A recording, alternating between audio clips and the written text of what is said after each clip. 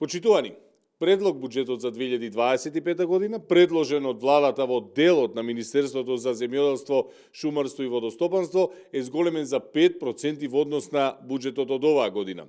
Владата со буџетот за 2025 година става акцент на земјоделието и неговата модернизација. До година, преку Министерството за земјоделство, шумарство и водостопанство продолжуваат активностите за рехабилитација и модернизација на системите за наводнување, проширување на постоечките и изградба на нови системи за наводнување.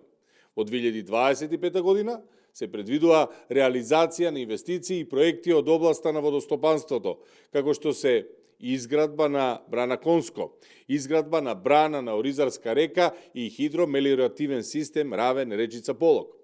Се предвидува рехабилитација и изградба на 4 системи за наводнување во рамки на речниот слив на Вардар. Хидросистемот Лисиче, хидросистемот Конско, хидросистемот Пепелиште и хидросистемот Јужен Вардар. Со поголема достапност на вода за наводнување до земјоделците, го правиме земјоделското производство поконкурентно и порентабилно. Владата ќе продолжи со исплаќање на заостанатите субвенции од време на СДС во наредниот период, а од догодина субвенциите правовремено ќе завршуваат на сметка на земјоделците.